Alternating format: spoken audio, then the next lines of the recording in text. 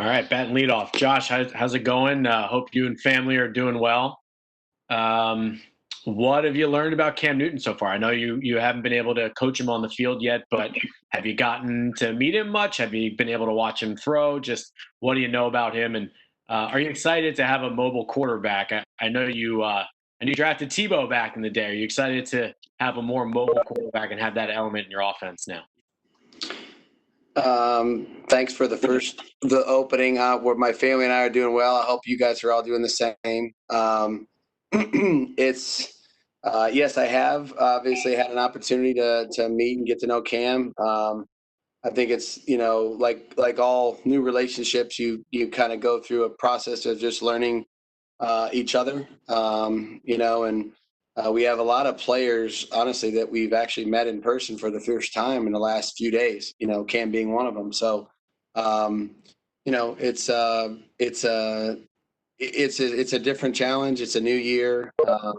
Having coached Tom for a long time, I mean, there's going to be a great competition. There's a great energy right now in our room and within our offensive group, just to get out on the field and do our walkthroughs and do their working out and all those things that they're going to do now. And I think there's an anticipation and an excitement for us to have an opportunity to actually practice. So we haven't seen anybody do anything, relatively speaking, from a football perspective yet, because we're not at that phase yet of training camp. But it's been good getting to know everybody. Cam has come in and tried to just put his head down and work hard. I think the rest of the quarterback room is doing the same thing. Our offense and defense and special teams are all basically excited to be here. It's almost like kids at recess. So we're thankful for the opportunity to have a chance to work together. And I'm looking forward to training camp to seeing a lot more things. What about just whether it's Jarrett or Cam, both of those guys are pretty good athletes. How about the idea of having a more mobility at the position and maybe having that as an extra weapon? What's that going to be like for you? Yeah, I mean, we've, it's certainly not something that I'm, accustomed to using a great deal. But you use whatever the strengths of your players that are on the field allow you to use to try to move the ball and score points. So whatever that means relative to mobility at the quarterback position, size and power, quickness, length, height with receivers. I mean, it was kind of the same thing. You go through the same thing many different times in your career. I remember when we, you get a new receiver group. Our receivers have changed quite a bit in terms of, some of them have been bigger. Randy Moss was a bigger guy, and then we've had some smaller guys like Wes Welker and Danny Amendola, and then you got tight ends that are maybe more fast, straight line players, and then you have guys like Gronk and those kind of players. So regardless of what the position is, I think you try to use their strengths to allow them to make good plays. And if that's something that we can figure out how to do well and get comfortable doing and feel like we can move the ball and be productive, then we're going to work as a staff to figure out how that works best and try to utilize it if we can. Next question, Mike Petraglia, followed by Karen Greedy. Thanks, Ann. How you doing, Josh? I'm doing great, Mike. How you doing? I'm doing well. Wanted to ask you about getting reps for as many quarterbacks as you have in camps. It's one thing, obviously, to teach them on film, and you're going to presumably had plenty of time to talk with them about what you want to do, X's and O's on film. But to get them on the field, given the fact that there's no preseason this year, how big of a challenge will it be for you to get as many quality looks on the field at your quarterback group? Yeah, there's no question. The more players that you're trying to rep and get, let's just call them similar looks to, the more difficult it can become. You got to be creative. We'll use every period in practice. I know that for sure. You use every period in practice, and whether it's a group period or a 7-on-7 or team periods, we're going to have to evaluate everything we do, and it goes from the quarterback position all the way through the offense on my side of the ball. And, we have a lot of new faces, a lot of new players that are learning things in our system, and giving them opportunities to go out there and try to learn the fundamentals that are required to do those things well is really the most important thing. I think at the end of the day, when you go into a season the way we're going into it with a truncated off season and a truncated training camp, I think, you really want to try to be as good as you can fundamentally and not worry about volume as much as possible, and it doesn't matter how many things you can teach. What matters is what we can do well. And so we're going to have to try to get all our quarterbacks to do things the right way within the scheme of the offense, and then let the competition play out. And then at some point, that will kind of declare itself. Can I follow up, Josh? Can I follow up real quick with the question about the previous experience Cam has in the NFL, which is substantial, versus what Jarrett might have, and how you evaluate based on their past experience? Yeah, I mean, I've seen the things that everybody, Brian has played a lot of football for a lot of different people. Stid's played, in college football and played a preseason for us and not much else. And Cam's, had a longer career, and he's been very successful. And what really matters to me and to us is what we do this training camp moving forward here and now, and how do we evaluate what they're doing on a day-by-day basis in our offense with our players and our system, and can they take care of the football, move the ball and score points when they're out there? And that's really, what all our competitions are based on is, being able to do good things and help our team win. Thanks, Josh. Next question, Karen Gregan, followed by Greg Bedard.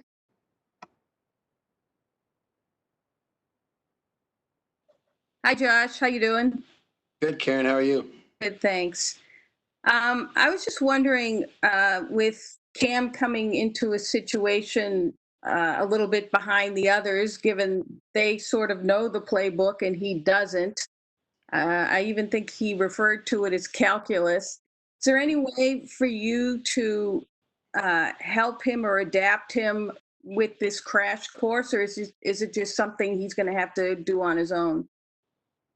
I think it's our job to help every player, figure out how to process the information and go out and be able to play fast and be aggressive on the football field. I really do. I mean, I know we're asking a lot about the quarterback position, but it applies to all the new players. I mean, if we can't figure out a way to get, a bunch of different players in the same room to learn the material, then we're probably not doing a great job of what we're tasked with. So, we have a whole bunch of guys on our offense and in our room, and they don't all learn the same, and they're not all obviously at the same point in terms of, how much of this that they've been subjected to. So I think what's really important for us is to figure out how they learn best, and then to try to make sure that we're teaching in that direction when we're speaking to them and when we're putting them in situations to try to improve and get better. So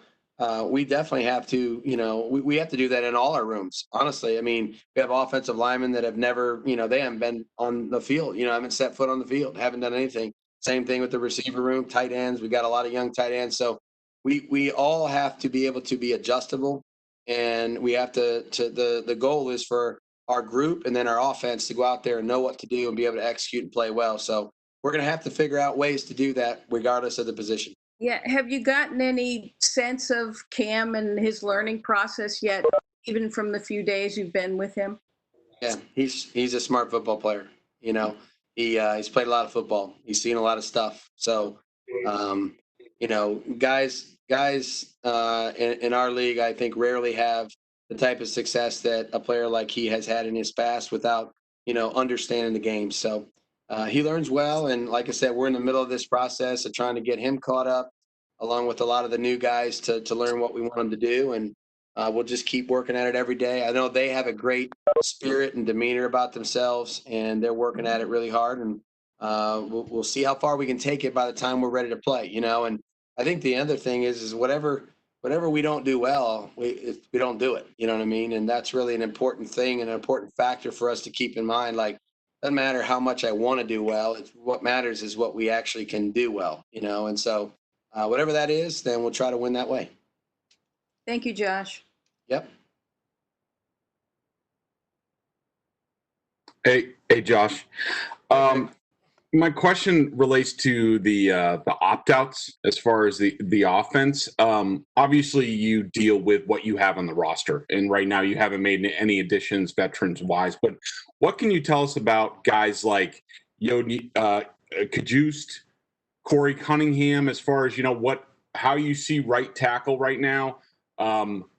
Vitale, it seemed like you were trying to get a little bit more athletic at the fullback position. Can you still do that if you want to?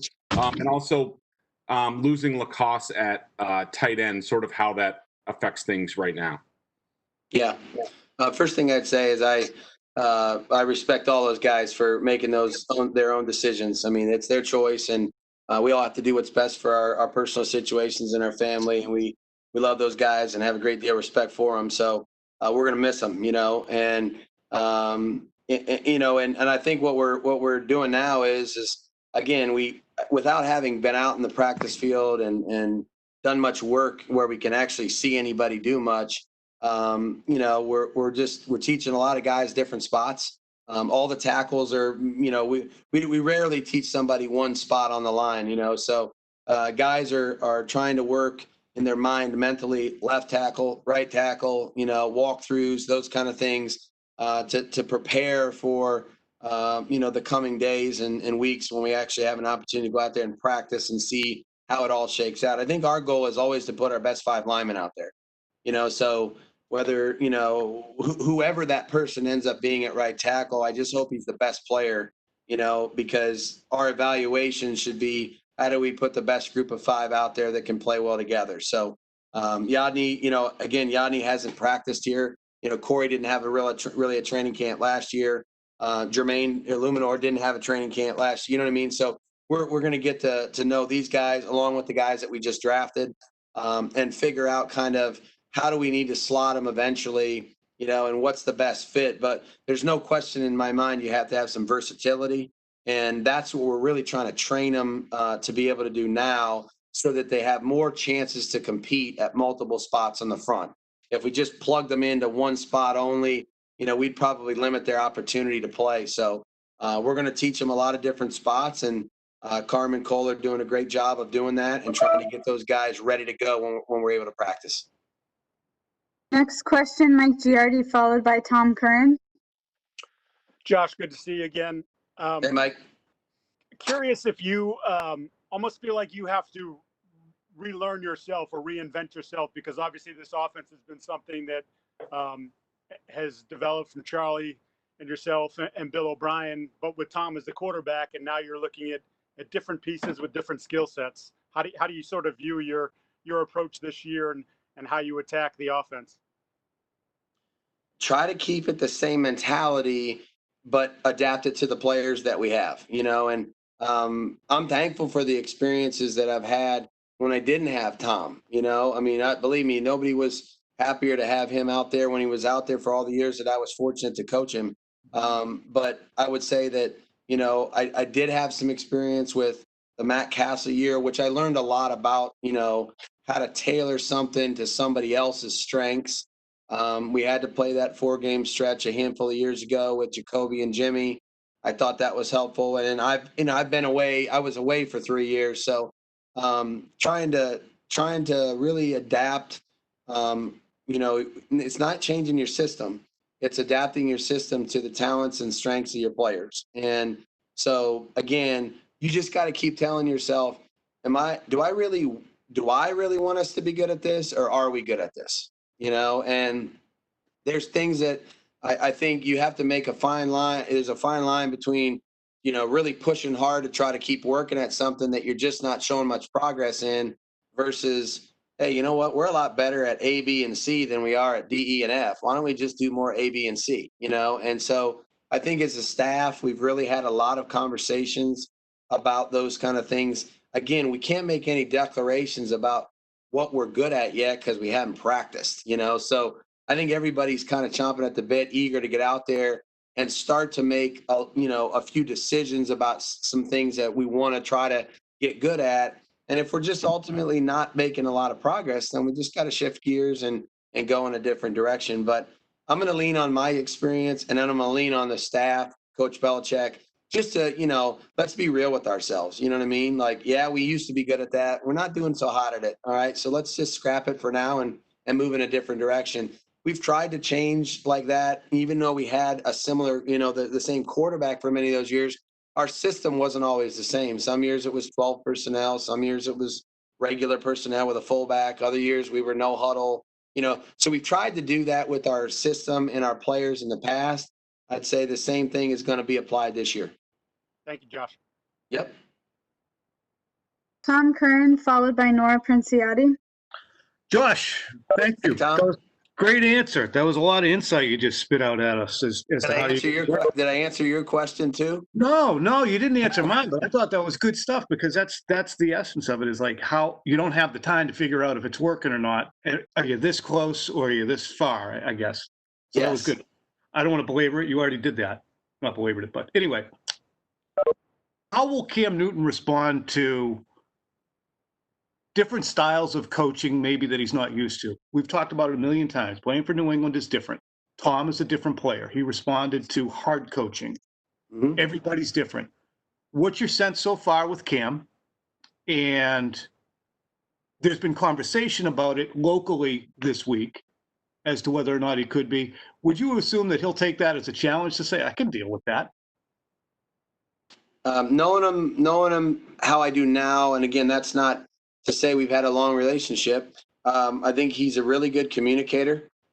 He tells you, when he feels comfortable with something, and he tells you when he doesn't, And I think at the beginning of any relationship, I think that's a really good place to start. Is, hey, I'm gonna be, trying to move at a pace that suits you, and you just be honest and tell me, what I need to do better in terms of trying to communicate it to you. So I think he's really done a good job of that. I've talked to some people that have been with him in the past, and he's a very coachable guy. This guy wants to work, and he's worked really hard since we signed him, and he's trying to gain every day, which is really all we can ask of him. And again, I think the process of learning how to communicate and really at the end of the day, coach and motivate each player, that comes with, more experience and exposure to them on the field. Got to handle that adversity. What happens when we make mistakes, when we correct them, et cetera. And those opportunities, I think we're all looking forward to, going through them together, and that's how you build a good relationship. Thank you. Final two questions, Nora Princiotti, followed by Bill Burt. Hey, Josh, it's good to see you. You too, Nora. So I'm curious if you think that there's going to need to be any adjusting how you do the signaling and the communication with the offense. If there aren't fans, if there are fewer fans, if it's just overall a lot quieter in stadiums this year. That's a great question. And I think I just speak selfishly for me. I mean, I love the game day atmosphere here, and the fans in New England are so special and make our home game such a special place. And boy, I hope that there's an opportunity for, if it's not the entire stadium to be full, boy, I hope there's some fans in there for us. And we would like to hope that could be the case. But if it's quieter, I think there's some things you probably have to protect, Nora. Like, maybe you can't change your language. It's like, if we know English, we can't teach them Spanish, before week 1. You know what I mean? We're not going to try to do all those things.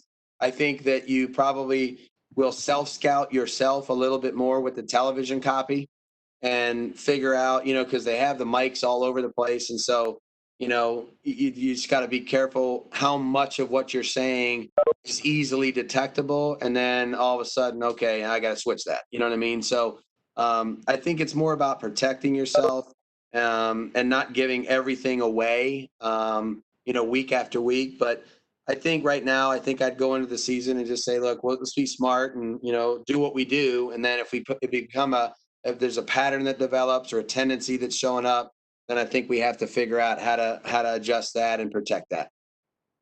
Thank you. Final question, Gilbert, and then we'll have Nick Lombardi.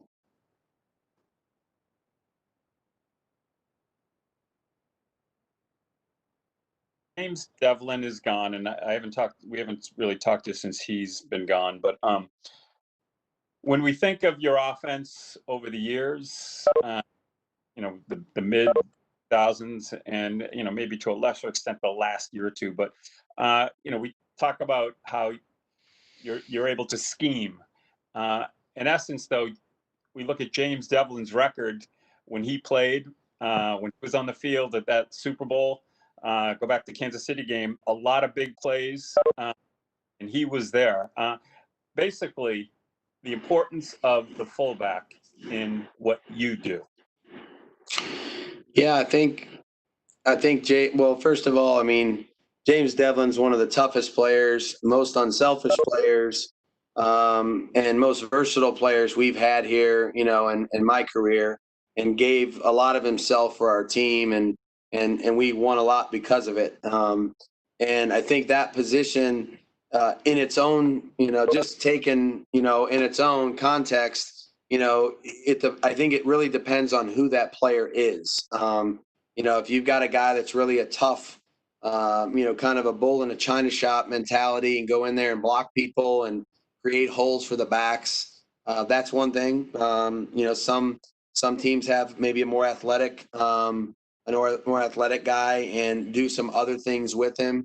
Kind of like Vital was probably more suited to do. But I think that what we all try to look for is versatility in our players and versatility in our system. And so what that gives us the ability to do is, change gears if we feel like the best decision to make would be to change gears. And James always gave us that flexibility to get into those base defensive looks and try to, whatever we were doing, pass it, run it, play action, whatever that might have been, he gave us that ability to do that, and he afforded us the chance to do it because he was durable and he was so tough. And so, we're going to work a few people at those positions this year, and we're going to see and evaluate kind of, what we can come up with.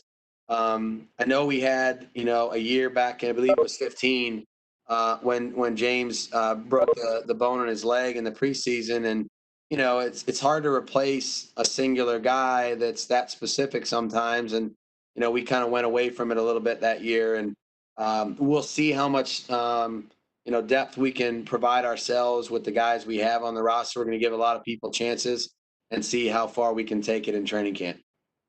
Thank you. Thank you, Josh. Thanks, everyone. We'll have Nick Lombardi up next. Yep. Thanks, guys. It's great to see you all. Stay healthy.